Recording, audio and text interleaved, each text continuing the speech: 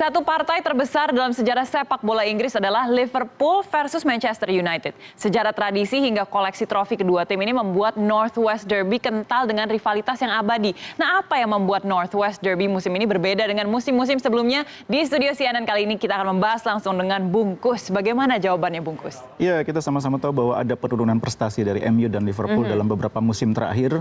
Dan itu yang membuat pertemuan mereka bukan lagi pertandingan yang menentukan juara akhir musim atau siapa yang lolos ke Liga Champions. Nah, musim ini situasinya agak berbeda karena kedua tim sama-sama sudah melakukan pembenahan yang sangat signifikan. Tidak hanya materi pemain, tapi juga dalam hal cara bermain yang membuat kedua tim sekarang sama-sama diperhitungkan secara serius sebagai kandidat juara musim ini. Iya, kalau kita bicara tentang cara bermain juga berarti berhubungan juga dengan manajer masing-masing ya. Selain head-to-head manager antara Jurgen Klopp dan juga Jose Mourinho, ada head-to-head yang tidak kalah menarik nih, Philippe Coutinho tentunya dengan Juan Mata sebagai komandan serang masing-masing tim. Bagaimana Anda melihat perbandingan antara keduanya? Iya, kita tahu bahwa Coutinho sejak 2 musim terakhir adalah pemain yang penting bagi Liverpool.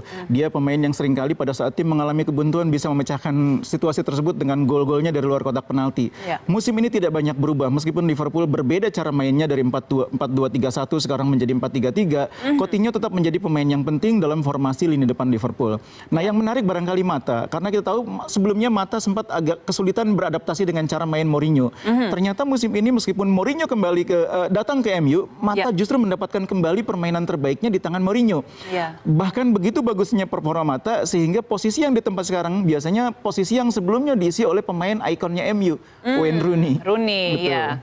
Oke, kalau misalnya kita membahas langsung ke formasi yang ada antara kedua tim, kita akan memulai dulu dengan Liverpool ya. Sepertinya tidak akan ada Wijnaldum di sini kali ini.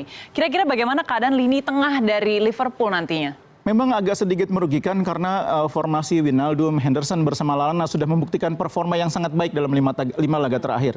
Nah, sekarang mereka berhadapan dengan lawan MU yang memiliki lini tengah juga sangat baik. Saya pikir kunci permainan Liverpool nanti apakah mereka bisa mengalahkan MU adalah formasi 3 pemain tengah yang ditempatkan oleh pelatih Jurgen Klopp. Nah, saya pikir Klopp akan menempatkan Henderson tetap sebagai pemain jangkar di lini tengah. Nah, yang menarik di mana posisi Emre Can. Nah, saya cenderung melihat Emre Can akan bermain sedikit didorong ke depan membantu pergerakan Coutinho. Sementara Lallana akan tetap dimainkan sebagai pemain yang bergerak bebas di antara lini depan dengan lini tengah. Jadi pergerakan Lallana ini akan sangat hidup, bergerak ke tengah, ke kiri, masuk ke area yang ditinggalkan oleh pemain-pemain depan. Sementara Emre Can akan menjadi pemain yang menjaga kedalaman bersama dengan Henderson.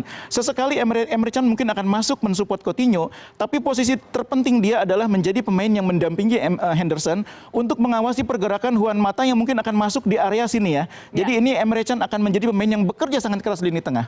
Nah, ini adalah permainan yang atraktif datangnya dari Klopp. Ini semakin terlihat juga di beberapa pekan terakhir. Bagaimana tapi pergerakan para pemain Liverpool saat menyerang, terutama adalah fungsi dari Coutinho dan juga Firmino. Iya, Liverpool tidak bermain dengan 4-3-3 murni ya. Artinya 3 pemain depan ini bukan tipe pemain sayap murni, tapi lebih banyak pemain yang banyak menusuk ke dalam dari posisi di tengah ya. Sehingga posisi yang ditempati oleh yang ditinggalkan oleh Mane dan Coutinho itu harus diisi oleh 2 wingback mereka. Klein di kanan, kemudian Milner di kiri. Ini harus aktif membantu mensupport serangan. Nah, pada saat Klein dan Milner bergantian mensupport serangan, disitulah yang saya bilang fungsi Emre Can bersama Henderson menjaga kedalaman. Tidak boleh ada ruang yang akhirnya bisa dimanfaatkan oleh lawan untuk masuk di posisi katakanlah yang ditinggalkan oleh Milner atau di posisi yang ditinggalkan oleh Klein. Makanya Emre Can saya pikir akan menjadi pemain yang perannya sangat penting bersama Henderson. Oke, kita akan melihat performa dari Milner sendiri. James Milner ini kan menjadi langganan back Liverpool untuk yang kiri ya. Kalau performa personal dari Milner, seorang Milner ini bagaimana menurut Anda, Bungkus? Ini memang bukan posisi yang diinginkan Milner ketika dia bergabung dengan Liverpool. Karena ambisi dia adalah menjadi pemain yang bermain di tengah ya. Tapi ternyata Liverpool sekarang membutuhkan pemain back kiri yang memiliki kekuatan seimbang antara menyerang dengan bertahan. Nah, posisi itu tampaknya tidak bisa ditempati oleh pemain-pemain yang lain, termasuk Moreno. Kehadiran Milner di sini terbukti mampu membuat lini belakang Liverpool lebih seimbang dalam hal bertahan maupun menyerang ya. Apalagi Milner juga pemain yang punya kemampuan bagus dalam eksekusi bola mati. Sehingga saya pikir sekarang Milner bisa mendapatkan, bisa dikatakan salah satu juga di antara pemain yang perannya sangat penting bagi Liverpool. Berarti sekarang ini waktunya kita untuk membahas juga formasi dari Manchester United dan kita akan memulainya dengan pemain termahal yang dibeli oleh Manchester United yaitu Paul Pogba. Ini kira-kira perbedaannya dia di Juventus dan juga di MU seperti apa sih? Iya, ini diskusi yang menarik ya, karena selalu ada pertanyaan apakah Pogba sudah menemukan permainan terbaiknya bersama MU, beda dengan di Juventus. Nah, ketika di Juventus, Pogba bermain dengan formasi 3 pemain ya, sehingga dia bisa leluasa mensupport serangan, entah itu dari sisi kiri maupun sisi kanan. Banyaknya sisi kiri. Dari kiri. Dan dia banyak mencetak gol dari formasi 3 gelandang tersebut, di mana dia seringkali muncul sebagai pemain yang memanfaatkan situasi kemelut di area sekitar kotak penalti. Nah, sekarang di MU dia bermain dengan formasi hanya 2 gelandang. Tentu agak riskan bagi Pogba kalau dia harus tiba-tiba meninggalkan Herrera sendirian di tengah. Dan itu yang membuat Pogba juga dalam beberapa pertandingan seringkali agak terlambat mensupport pergerakan ini depan. Nah, saya pikir sekarang kalau MU mau bermain dengan formasi 2 gelandang bertahan, mungkin bukan Herrera orang yang tepat. Tapi pemain yang betul-betul tangguh menjaga posisi di gelandang tengah ini ketika Pogba ikut mensupport serangan. Orang itu bisa jadi Schneiderlin, bisa jadi Fellaini, tapi saya kira bukan Herrera. Herrera mungkin bagus dalam mengalirkan bola, tapi untuk ditinggal sendirian menjaga kedalaman di lini tengah ketika Pogba ikut mensupport serangan akan sangat riskan. Kalau Mourinho bermain dengan Herrera, maka harus ada 1 orang lagi yang bisa menjaga kedalaman di tengah. Artinya 1 orang gelandang tambahan selain Pogba. Berarti ini bisa menjadi sedikit flaw dari Manchester United ya, bisa jadi. Nah, tapi kita juga akan membahas peran dari seorang Wayne Rooney nantinya untuk Manchester United seperti apa? Ya, ini posisi yang saya kira sekarang agak dilematis bagi Rooney. Dia sekarang dimainkan di posisi bukan sebagai pemain nomor 9, tapi pemain nomor 10.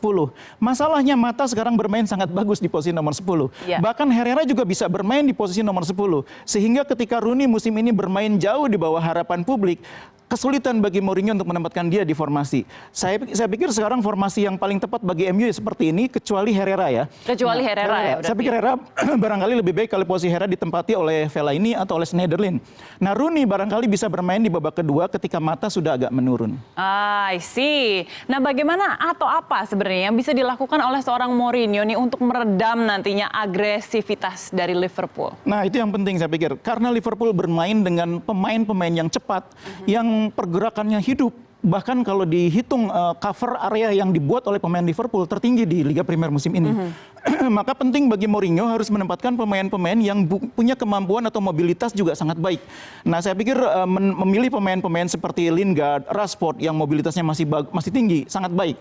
Tapi kuncinya sekali lagi apakah Herrera yang dimainkan atau Fellaini atau Schneiderlin.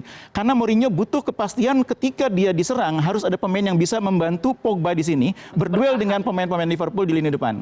Ya, ini akan menjadi pertandingan yang sangat menarik sekali antara Manchester United dan juga Liverpool. Dan pertanyaan terakhir tentunya bungkus yang selalu akan kita tanyakan adalah prediksi skor. Iya, saya pikir di pertandingan seperti ini peluang untuk tidak terjadi gol kecil sekali. Akan ada gol. Tapi siapa yang bikin gol, saya pikir sangat bergantung nanti apakah formasi yang diterapkan oleh Liverpool sesuai dengan yang kita bicarakan tadi. Kalau Liverpool bermain dengan formasi yang kita bicarakan tadi, sangat mungkin Liverpool bisa memanfaatkan keuntungan sebagai tuan rumah, mungkin menang tipis. 1-0. 1-0 berarti untuk Liverpool ya. Kita akan saksikan pertandingannya tentunya. Terima kasih banyak bungkus atas kehadirannya di studio kami.